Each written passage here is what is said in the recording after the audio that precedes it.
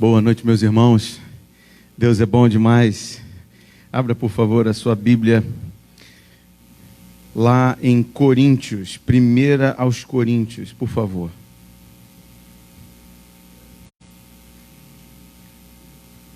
Capítulo 15.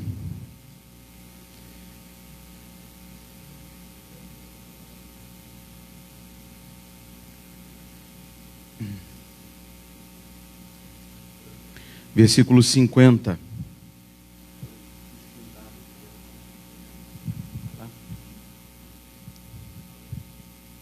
Primeira Coríntios 15, a partir do versículo 50. Os vivos serão transformados.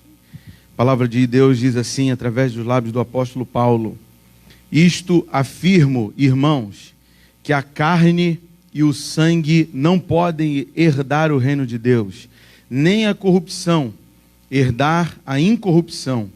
Eis que vos digo um mistério: nem todos dormiremos, mas transformados seremos todos, num momento, num abrir e fechar de olhos, ao ressoar da última trombeta. A trombeta soará, os mortos ressuscitarão incorruptíveis e nós seremos transformados.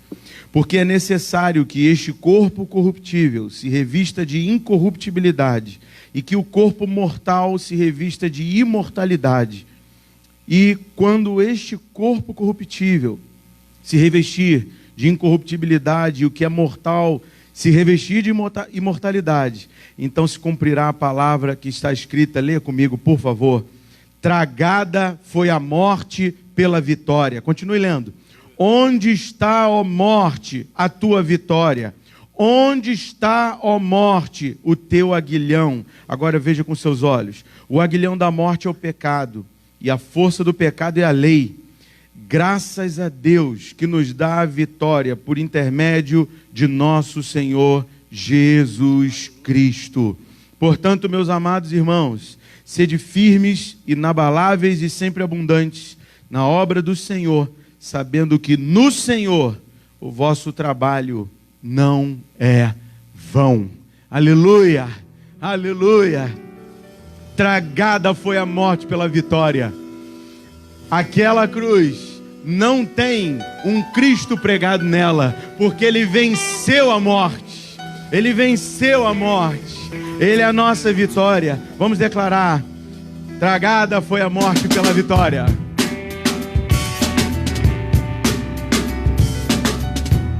Aleluia. Gente, os que andavam desgarrados como ovelhos que viviam encarcerados em prisões, os que choravam e não tinham consolo, os cansados viram a grande luz, viram a grande luz. Cante uma vez. Os que andavam, mais uma vez.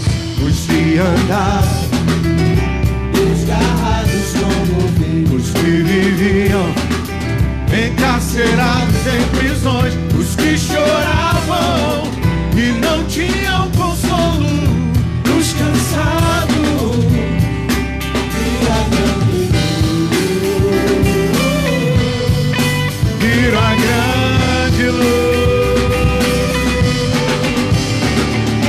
Onde está, ó morte, a sua vitória? Meu Senhor ressuscitou. Ele não está ali, Ele não está ali. Apanhou as chaves da morte e do inferno. Meu Senhor ressuscitou. Diga onde está. Onde está, ó morte, a sua vitória? Meu Senhor ressuscitou. Apanhou as chaves da morte e do inferno. Meu Senhor ressuscitou. Seu nome é Jesus. Seu nome é Jesus. Diga seu nome. Seu nome é Jesus. Seu nome é Jesus.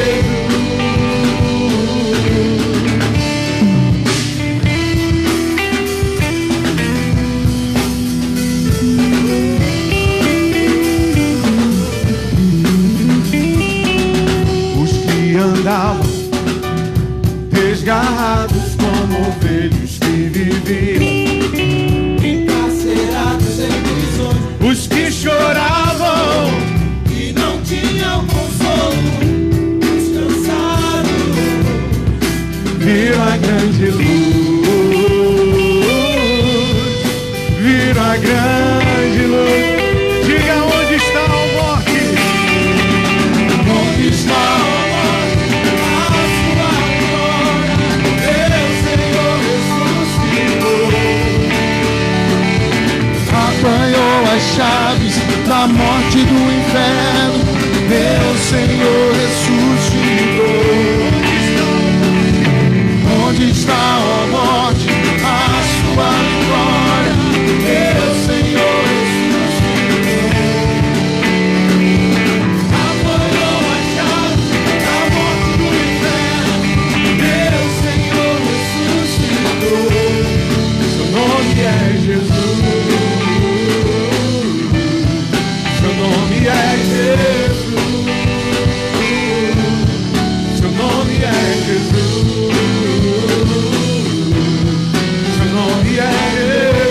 Vamos dizer onde está a morte, a bateria e as palmas. Onde está a morte? A sua vitória. Meu Senhor ressuscitou. Ele está vivo.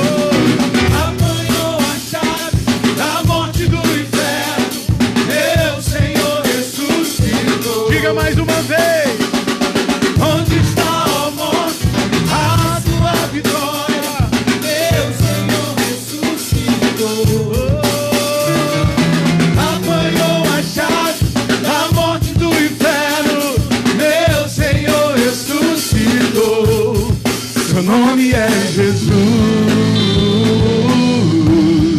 Seu nome é Jesus. Seu nome é Jesus. Seu nome é Jesus. Aleluia. Aleluia.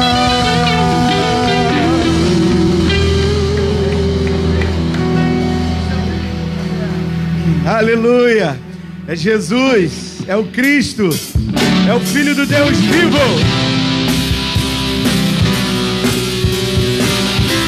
Louve com júbilo, com alegria. Louve com vontade, louve com vontade. Diga, Cristo é o Rei de toda a terra. Ele é o Rei.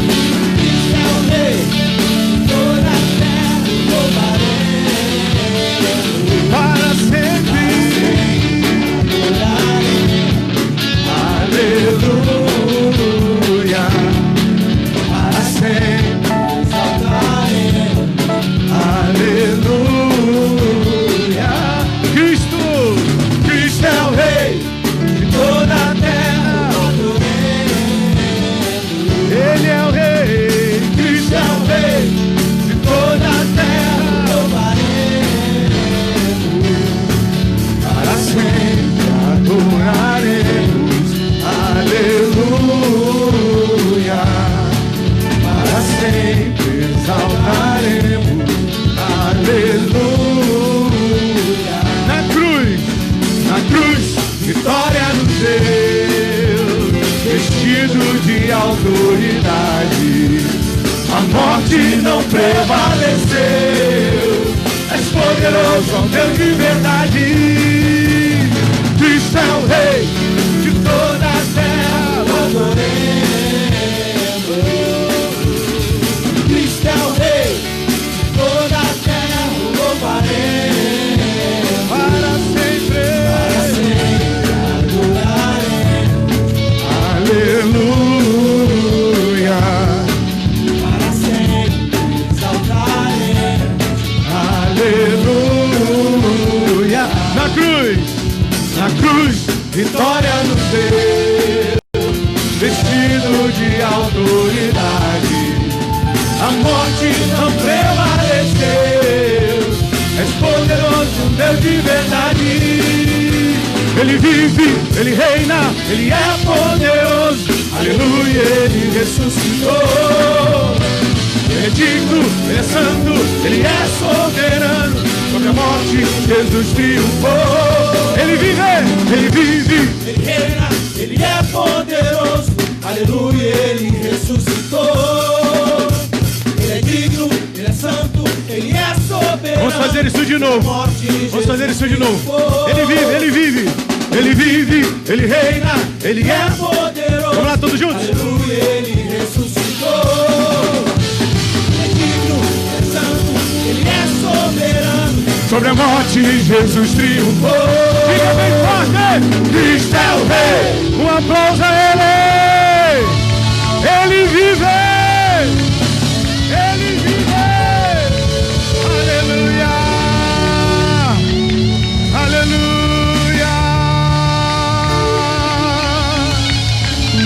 Aleluia. Ele vive. Ele vive. Ele é o Rei de toda a terra. Ele é o Todo-Poderoso, digno de ser adorado, digno de ser exaltado. Oh, Tu és digno, Jesus. Tu és incomparável, Senhor. Tu és incomparável, Jesus. Oh, Deus, queremos Te adorar, Senhor. Queremos Te adorar enquanto vivermos. Enquanto vivermos, adoraremos o Teu nome. O Seu sangue precioso que nos comprou para Deus, Te adoraremos para sempre, para sempre, para sempre, Senhor. Oh, Deus. Cantemos, adorarei, adorarei.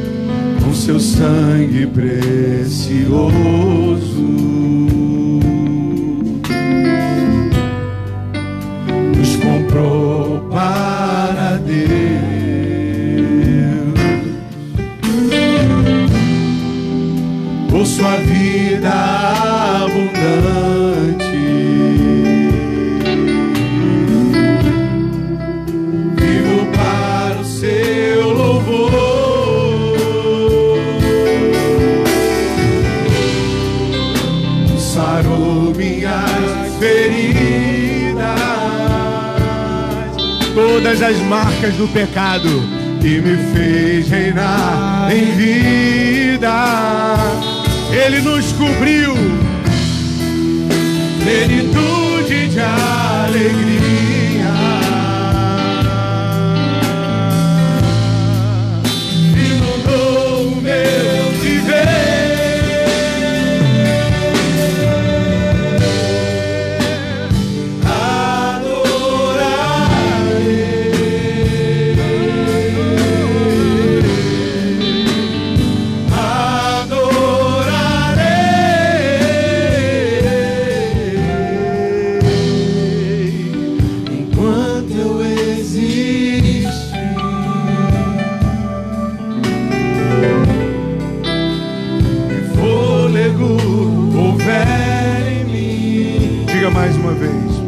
Seu sangue precioso.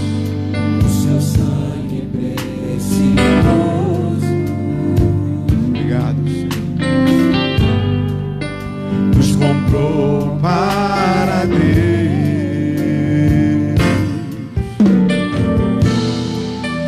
Com Sua vida abundante.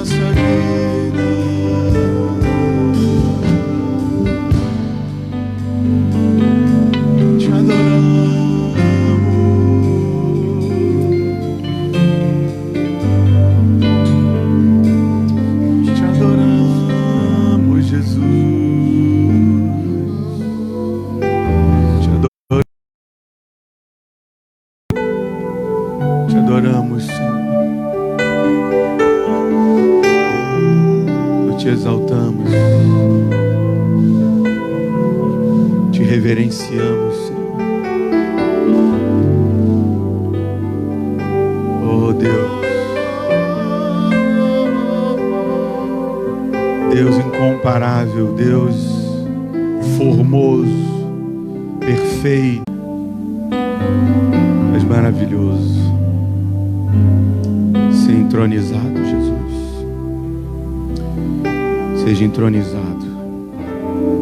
Aleluia.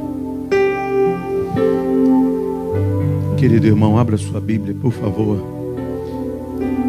Profeta Isaías, capítulo 52, por favor. Isaías,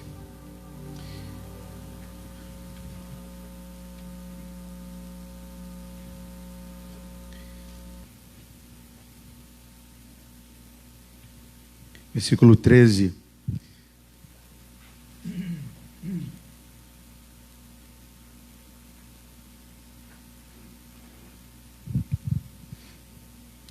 O sofrimento vicário do servo do Senhor, ou o sofrimento substitutivo. Vicário significa que ele nos substituiu, assumiu o nosso lugar. Eis que o meu servo procederá com prudência, será exaltado e elevado e será muito sublime.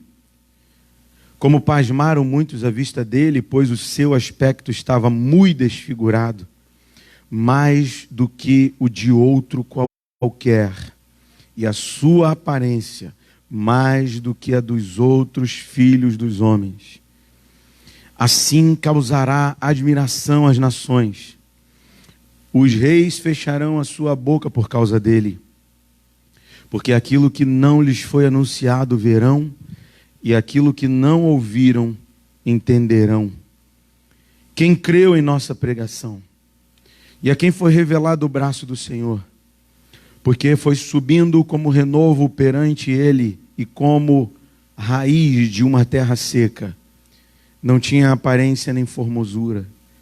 Olhámo-lo, mas nenhuma beleza havia que nos agradasse.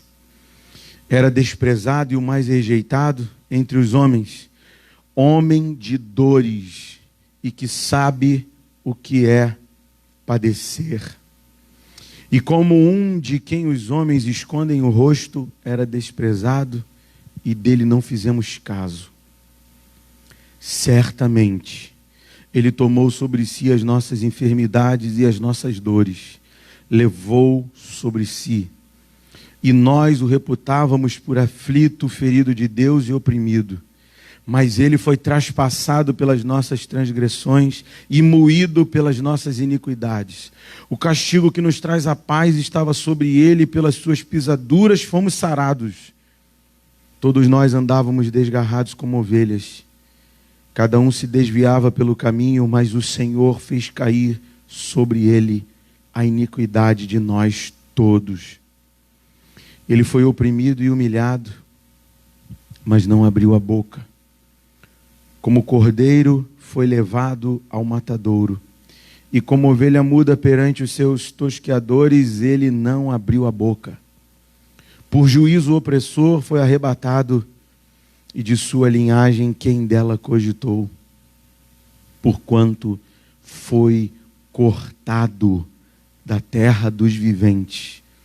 Por causa da transgressão do meu povo foi ele ferido. Designaram-lhe a sepultura com os perversos, mas com o rico esteve na sua morte. Posto que nunca fez injustiça, nem dolo algum se achou em sua boca. Todavia ao Senhor agradou moê-lo, fazendo-o enfermar.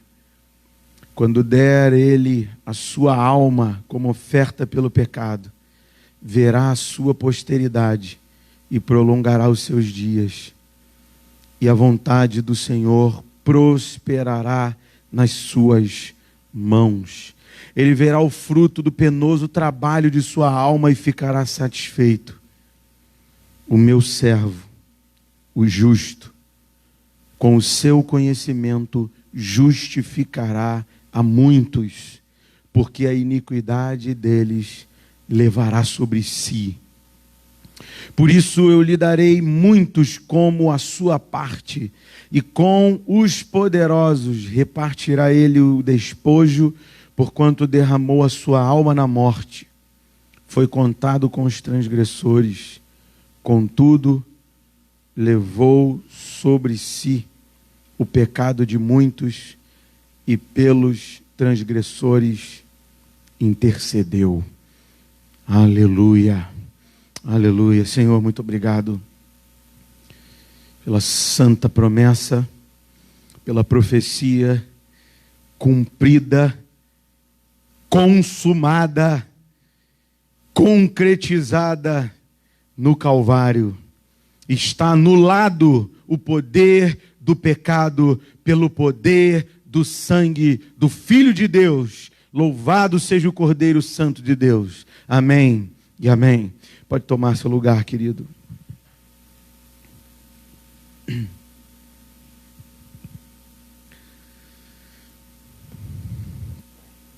Paixão de Cristo.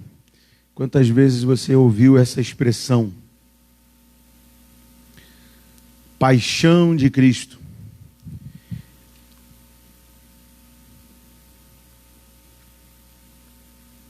Pode soar para a gente como algo estranho, porque a palavra paixão,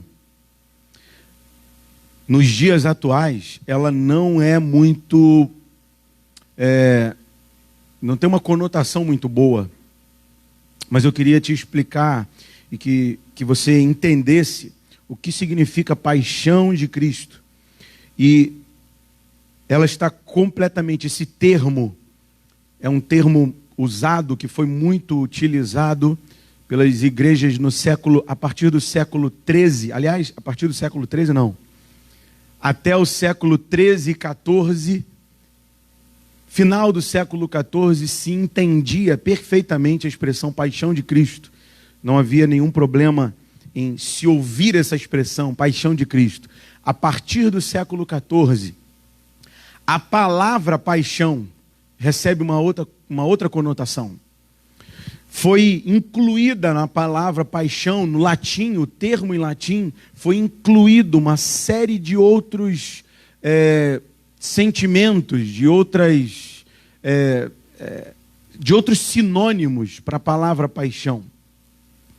O sentido da palavra paixão, passion, que é o termo em latim da palavra, significa sofrimento, dor, agonia. Toda vez que a palavra paixão aparecia, ela estava ligada com sofrimento, dor e agonia. O título do texto que nós acabamos de ler é O Sofrimento Vicário do Servo do Senhor, ou seja, a paixão de Cristo. Nós acabamos de ler a paixão de Cristo, o sofrimento de Cristo. Esse sofrimento, essa dor, essa agonia, ela está relacionada não somente com dor física, mas também dor na alma, dor no coração, dor na mente, uma agonia. Você vê que Jesus no Getsemane diz, eu estou triste. Havia uma agonia tão profunda no Getsemane que o relato é que Jesus transpirava e derramava lágrimas em sangue, de sangue. Tamanho nível de estresse, tamanho a agonia que ele estava vivendo, tamanha a paixão que já se manifestava no corpo do Filho de Deus, desde o Getsemane, quando ele se retira do cenáculo, quando ele vai ao Getsemane, e ali, prestes a ser traído com um beijo pelo seu discípulo, ele já está agonizando, ele já está sentindo as dores, as angústias na alma, e há uma agonia na alma, e essa agonia se chama paixão. Porque, pelo fato dessa palavra não expressar somente uma dor física, mas também um estresse, uma agonia emocional intensa, ela passou a ter outras conotações. A partir do século XIV, essa palavra recebe um sinônimo, um anseio extravagante, um entusiasmo, um grande apreço, uma predileção. Isso se deu a partir do século XIV.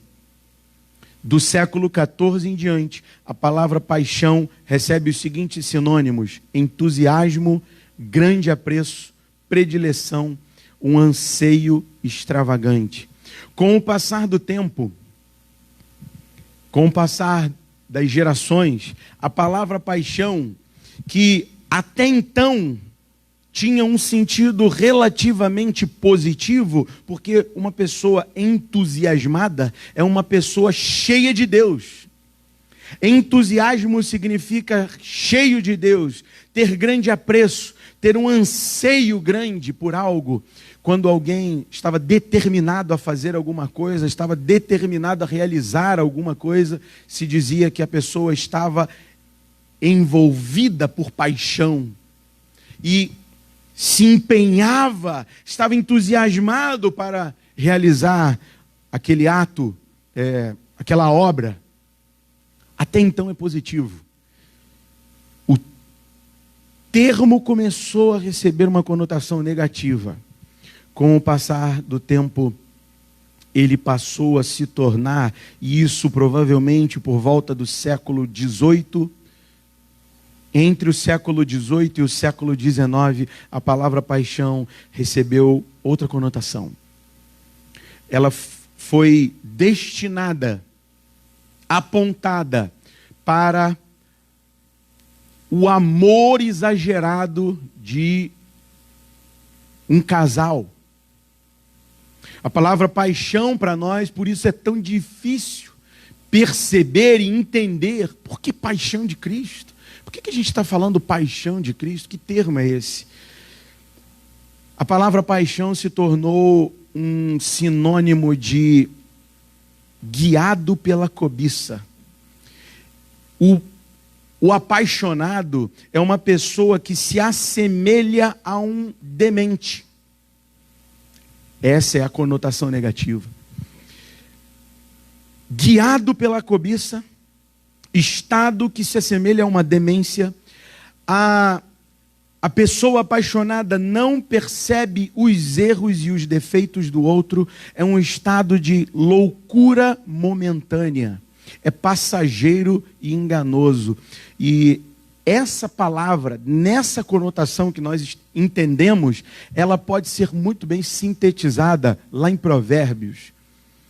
Quando o autor, o proverbista, o sábio, ele fala sobre a beleza. Quando ele está falando sobre a mulher, capítulo 30 de Provérbios, se eu não me engano, eu sempre faço uma confusão. Eu acredito que seja o capítulo 30 de Provérbios. 31? 30? 30? Acho que é o 30. Um versículo, se não é o primeiro versículo, diz assim, não precisa abrir não. Você vai saber de cor. Enganosa é a, e vã a, isso é paixão. Isso é paixão. Para os dias atuais, para a conotação que se recebeu a palavra paixão a partir do século XVIII. Isso é paixão. É uma espécie de cobiça pelo que os olhos veem. Não é à toa que João diz a cobiça dos olhos, a soberba da vida, a concupiscência da carne. Enganosa é a graça e vã a formosura. Isso é uma expressão que é o conceito da palavra paixão dos dias atuais. Porque paixão passa rápido. Passa rápido. O jovem apaixonado, o que ele vai perceber primeiro? A beleza, a aparência externa, o exterior. E como diziam muito bem os mais velhos, beleza não põe? Beleza não põe? Casa com a jovem bela, ou com o jovem belo. O jovem belo que não faz o mínimo esforço para colocar a comida dentro de casa. Ou a jovem muito bela que não sabe fazer nenhum arroz. De que vale essa beleza? Ela é enganosa. Ilude. Esse é o estado da demência momentânea provocada pela cobiça dos olhos. É tão passageiro quanto a beleza. A beleza vai passar. E o que vai ficar é o caráter. Você observa o caráter da pessoa que você está querendo se relacionar? Você observa como ela é na sua casa ou ele é na sua casa? Você percebe se o homem está tomando o papel de homem, está trabalhando, está buscando, está querendo ser um provedor dentro da sua casa? Está olhando isso? E a jovem que você está namorando, a donzela, e o texto fala especificamente sobre a mulher enganosa. Você está olhando para o quê? Para a beleza dela, para a graça dela, para aquilo que apetece o apetite dos teus olhos. É para isso que você está olhando? Isso é cobiça, isso é concupiscência. Tanto que a palavra lá que João usa é concupiscência, que a gente mudou e utiliza a palavra paixão. Mas eu gostaria que esse termo paixão agora, como nós conhecemos nos dias atuais, que você considerasse como concupiscência da carne, a cobiça dos olhos, o anseio, o desejo por ter saciado um ímpeto da carne. Eu queria que você descartasse essa palavra paixão no sentido de concupiscência. E agora eu quero que você entenda a palavra paixão no sentido agonia, dor, sofrimento, porque é isso que a palavra tem como sua raiz. Na sua etimologia, a palavra é sofrimento vicário de Cristo. Paixão vicária de Cristo. Vicária, por quê? Porque Ele nos substituiu naquele Calvário. Jesus fez alguma força. Jesus tomou alguma atitude. Jesus invocou os anjos quando Judas chegou com a turba, com os homens armados. Jesus fez alguma coisa extraordinária, sobrenatural, que lhe impedisse de ser levado por aquela guarda? Ele fez isso? Ou ele fez exatamente aquilo que o texto de Isaías diz: como o cordeiro mudo perante os seus tosqueadores, ele não abriu a sua boca. Isso é paixão. Ele se entrega passivamente. Ele suporta a oposição agonizante de forma passiva. Mas Jesus era passivo. Jesus aceitava tudo que as pessoas estavam fazendo de forma passiva, sem contestar, sem trazer o contraponto. Jesus era assim? Definitivamente não. A começar pelo primeiro dia da Semana Santa. O que Jesus faz assim que ele chega em Jerusalém? Que ele é recebido com hosana ao rei, filho de Davi. Logo na sequência, ao chegar no templo, o que Jesus faz de forma passiva? Quebra a mesa dos cambistas com um azorrague, um chicote. Ele joga toda aquela parafernália que estava ao redor do templo. Isso é atitude de alguém passivo? Por que Jesus fez isso? Por que Jesus está tomando essas atitudes tão impetuosas, tão acaloradas, tão fortes, tão poderosas? Você já parou para pensar no que Jesus fez ali? Por que aqueles homens não conteram Jesus? Por que aqueles vendedores, aquele covil de salteadores que estava ali se aproveitando do templo, se aproveitando do espaço da casa de oração para enriquecer? Por que aqueles homens não fizeram, não tomaram nenhuma atitude diante de Jesus? Eles jamais conseguiriam segurá-lo. Aquilo ali foi um ato de uma fúria divina. Eles sequer saíram do lugar. Provavelmente aqueles homens ficaram estagnados. Como pode? Vários homens, vários cambistas, vários vendedores, vários aproveitadores e um homem. E eles não conseguem segurá-lo. Por que ele fez isso? Por que isso se deu? Jesus era passivo nesse sentido? Não. No sentido daquela que foi a sua obra. Ele foi um ser apaixonado. Ele foi um ser entregue ao sofrimento e à dor. Entregue. Na sexta-feira, se você abriu lá o seu link da igreja, na página da igreja do Facebook, se você abriu o seu WhatsApp, você viu uma imagem, um texto sobre a coroação de Jesus, o Calvário. E quando você abriu aquela imagem, você viu um ser sem aparência alguma. E eu queria que fosse uma imagem ainda com menos beleza ainda. Olha como faz sentido o que nós estamos falando. Você acabou de ler aqui que nós olhávamos para ele e nós não víamos nada atrativo. Jesus não tinha beleza alguma, principalmente nessa hora. Principalmente no momento do sacrifício. Principalmente nas angustiantes horas, logo após o seu injusto julgamento, dos açoites, até as aproximadas 6 horas na tortura do Calvário, nesse tempo inteiro que é quase uma noite e um dia.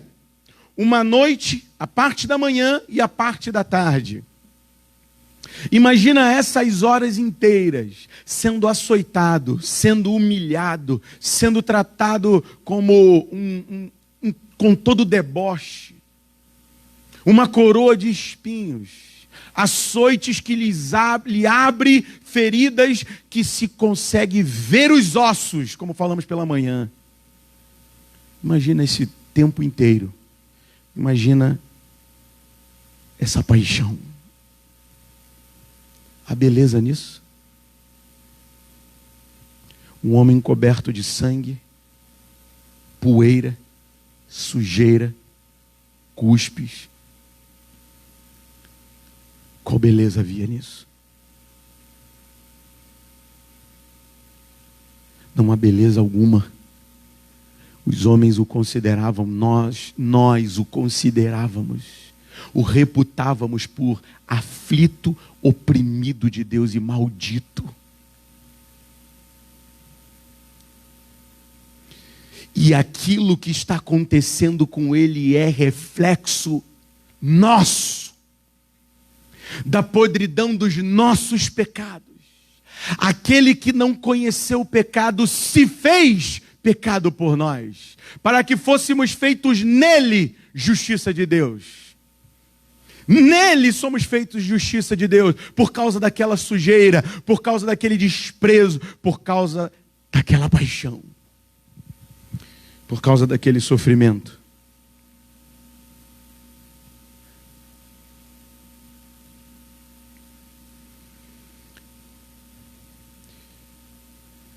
sangrar pelos poros, os médicos dizem que é muito possível. Pessoas que estão expostas a situações de extrema pressão agonizante, elas reagem de uma maneira tão intensa que dos seus poros, gotas de sangue são eliminadas. A pressão sanguínea se torna tão intensa que os poros eliminam sangue. As veias, as veias lacrimais eliminam sangue. E Jesus, antes do Calvário, ele já estava sangrando. Antes do Calvário, ele já estava assumindo a paixão. E por isso, por causa desse ímpeto emocional que a paixão tem, a palavra paixão foi sendo alterada até chegar no que a gente entende hoje como o desejo pela beleza. A cegueira causada pela graça enganosa e pela formosura passageira. Mas não tem nada a ver com isso. Jesus, ele relata o porquê ele deveria passar por isso, por que deveria morrer. Eu gostaria que você abrisse sua Bíblia rapidamente no Evangelho de João. Capítulo 12.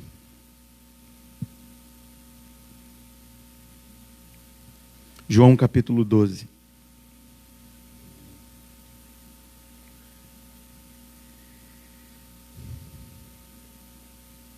A partir do versículo 20.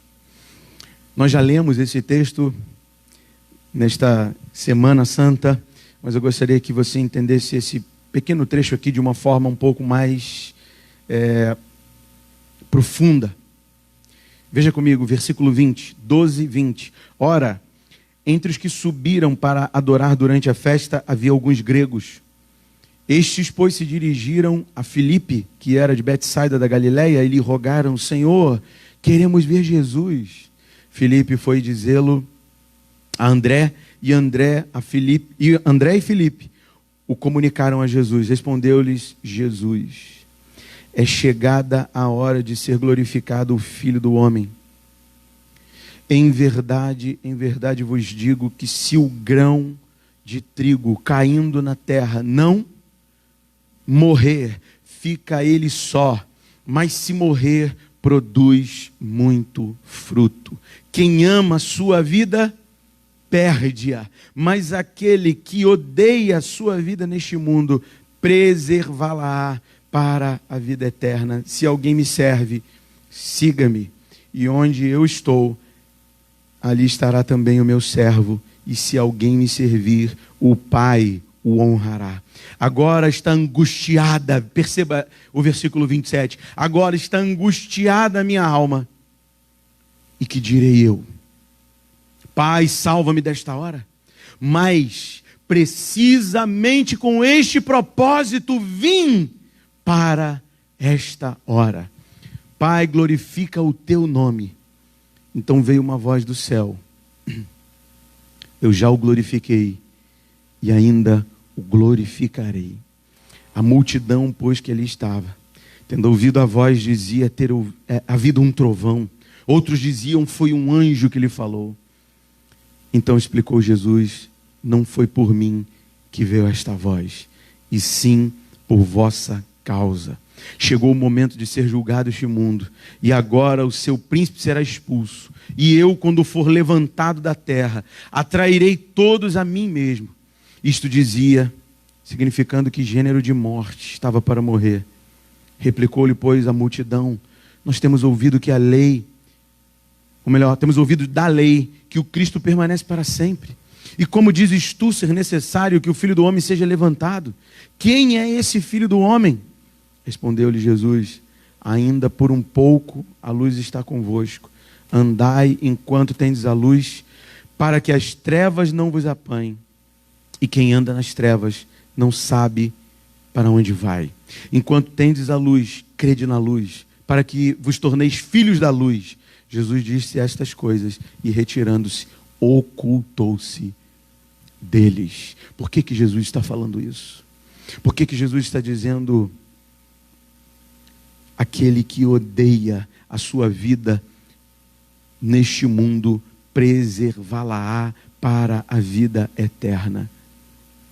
Ele está dizendo isso a seu próprio respeito. A vida de Jesus vem demonstrar para nós que nós não somos deste mundo. A Páscoa que foi celebrada no deserto, preste bem atenção para você entender o que está escrito aqui, para você entender a paixão de Cristo, o sofrimento de Cristo, a morte de Cristo, o que ela representa, o que representa esse grão caindo no solo e morrendo. Quando os homens, na última praga, dentro do Egito, a única maneira do anjo da morte passar pela casa dos judeus e não ceifar a vida do primogênito daquela família, a única maneira seria marcando os umbrais da porta com o sangue. E tem mais detalhes a respeito daquela Páscoa. Eles deveriam fazer isso e estar com suas bolsas prontas, com suas malas prontas, literalmente, seus cajados prontos, porque eles fariam isso e imediatamente sairiam dali. Os pães eram asmos, sem fermento, porque tem pressa. Havia pressa, não poderia ficar se esperando aquela massa crescer. Os pães eram asmos por conta disso. Meus irmãos, sabe o que significa isso? Significa que nós estamos de passagem aqui. Significa que nós, igreja, nós não podemos valorizar tanto nossa vida nessa terra e achar que o fim da vida, a razão da existência se resume a esse plano, a esse mundo. Há pessoas que estão com medo de sofrer.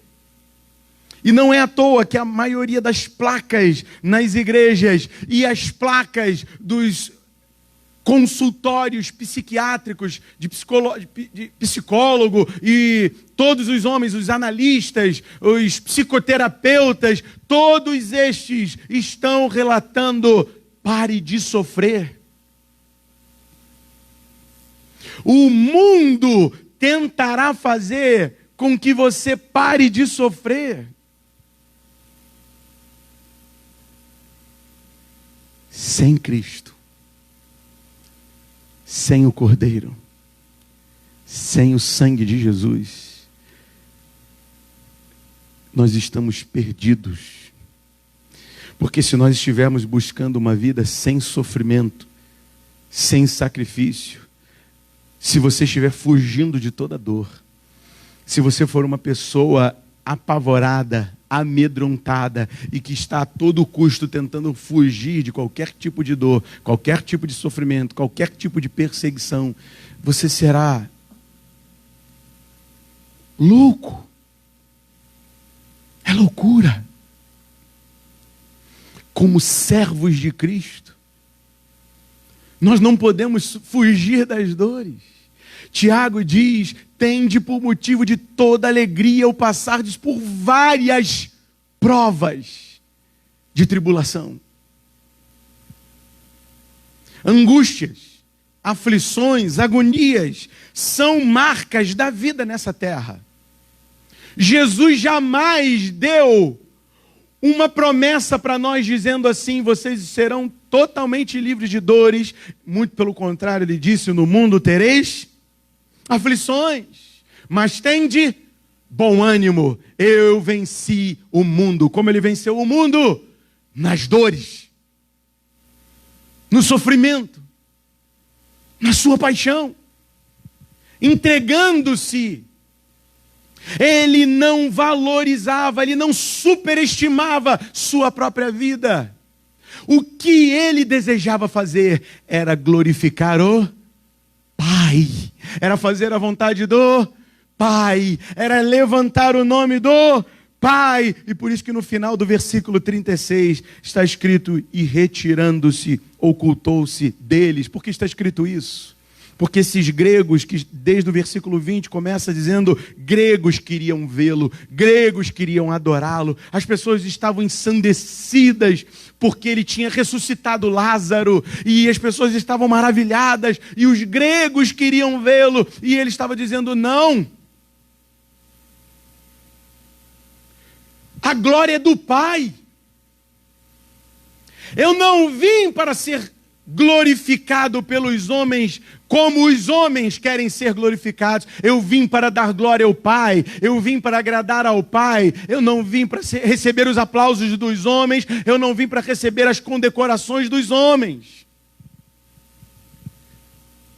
Eu rejeito a glória dos homens. Por isso ele se oculta, por isso ele se retira, por isso ele diz, odeie a sua vida neste mundo, não se iluda, a graça e a formosura desse mundo são enganosas e passageiras. A graça e a formosura e a beleza estão exatamente na imagem terrível e dramática daquilo que se deu naquele Calvário. Mas nós fugimos disso. Nós queremos os aplausos dos homens. Nós fazemos de tudo para não agonizar. O objetivo de Jesus não era a autoglorificação. O objetivo de Jesus era a glória do Pai.